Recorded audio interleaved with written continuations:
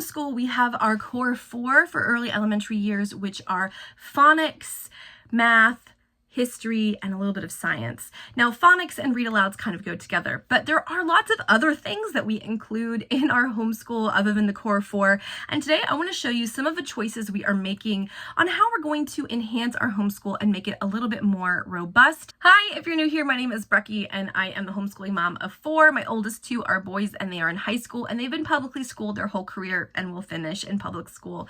But my twin 5-year-olds are homeschooled and they've been homeschooled last year in kindergarten and are now rising first graders. And today I want to show you what my specials are, or electives or additions to our core 4, which is sort of phonics, reading, math, history, and science, what we're adding to that to round out our curriculum for this 2025-2026 school year. There are so many options when you become a homeschool parent. It's unbelievable. And I know that I was overwhelmed looking at all the different options. Now, we are hemmed in a little bit because I don't have a color printer, and so it's not actually cheaper for me to download all the cool digital content, which is probably a good thing. But today I want to show you how I'm keeping a very simple homeschool this year. I got overwhelmed last year. I'm not trying to bite off too much, knowing that I still work full-time. A lot of you guys know that, but if you're new, you might not. I do work a full-time job. My job is very flexible. I work in the afternoons and on the weekends in order to accommodate our life choice to homeschool.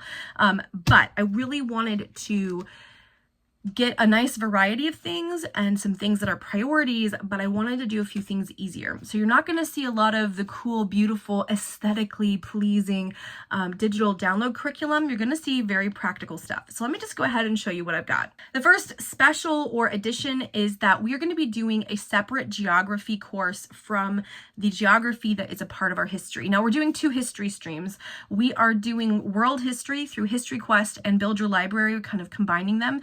And then we are doing an American Girls history stream, but instead of doing 1 girl a month, which is how it's designed, we're actually going to be doing 1 girl a term, I think.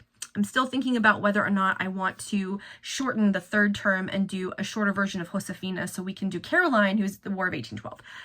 Still deciding that. You'll see a video on it if I make a decision. Anyway, I don't want to use the geography from either of those programs as the geography for the year because you're just not covering enough of the basic geography skills like map reading and continents and things like that that I think are fundamental to really drill down on in 1st grade. So I went the easy route and I got the geography skill sharpeners from Evan Moore. Lots and lots of homeschool families use this. It is so bright and colorful, right? Here you go. And it just is broken up into really simple stuff. Now, my kids can't read this, right? They're not ready to read this yet, which is so funny to me that they've written it as though 6-year-olds can read this. Mine certainly can't, but this will be the kind of activity. See, we have a little bit of U.S. geography in here.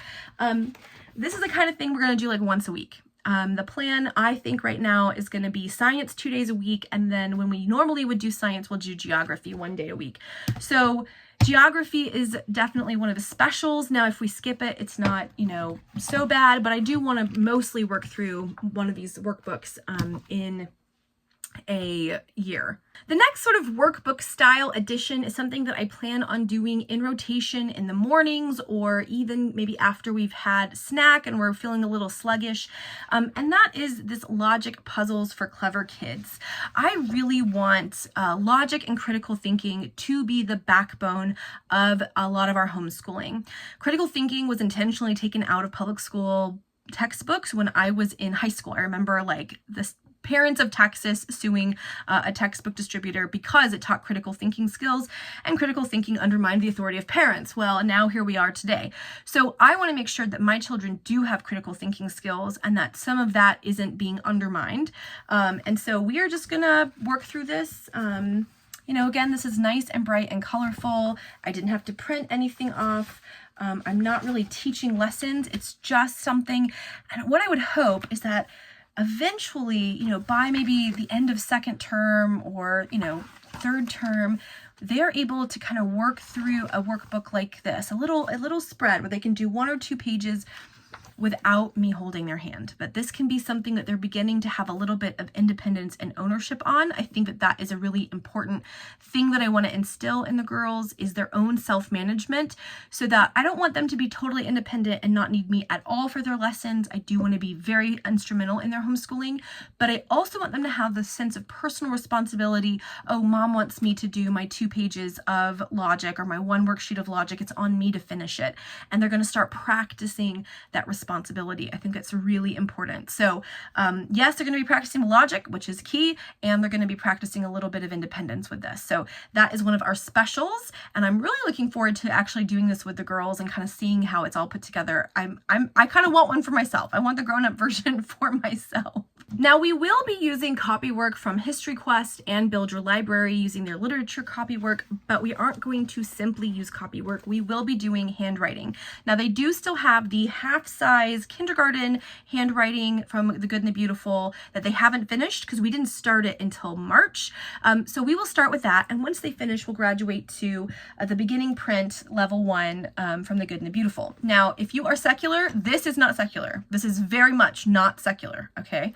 It definitely has phrases like God loves you and pray always. Here we go. Here's a good example, right? So it says pray always. Now, maybe that doesn't bother you. Maybe you're sort of spiritual but not religious and you pray and you can spin it. That's fine. But this is not secular. So if you are strictly secular, you don't want any religious information, don't choose anything from The Good and the Beautiful, y'all. So here we go. Just kind of a sense of it. God made plants is one of the things there. God made plants. What a weird way to like thrust religion into something, whatever. We like this. I actually really love the fact that it's spiral bound. One of the things I did not like about Handwriting Without Tears is that you had to have the whole thing open. We just don't have a lot of space at our homeschool table for them to have a whole giant workbook open like that. So we're gonna do The Good and the Beautiful and see how they like it. And as long as they keep enjoying doing The Good and the Beautiful and I can see improvement in their handwriting, we're gonna continue with this handwriting. If they finish this, we'll move on to level 2. If we get to the end of this, or we get to a place where this is just not really helping their handwriting practice, they're developing some bad handwriting techniques, or they're just not really getting it, we'll go back to Handwriting Without Tears, which we have a workbook that they started but we didn't finish, and we'll go from there. But this is the plan for handwriting, which is one of our non-core specials. Next, we have some art. Now, I am terrible at visual arts. My parents are both artists. My dad was an art professor, but I don't visually see art the way that someone who is trained and has a natural talent for art does. So when I saw this actual art textbook for a whopping 50 cents, I decided that this was going to be a really good investment. And I'm excited because this is an actual elementary school. This is a kindergarten formal art lesson, but it really walks you through different kinds of lines, different kinds of circles, and then it gives you, right, so it's like lines to touch. Then you look at different kinds of lines, you look at this picture, and then you create your own picture. So what I'm thinking is that there are, in here, there are 6 units in the whole curriculum, and I think what we'll do is try to accomplish 2 units per term because we're doing a trimester system this year, and we won't do every single lesson. We'll try to do at least 1 lesson a week, but we probably won't do 1 every single week,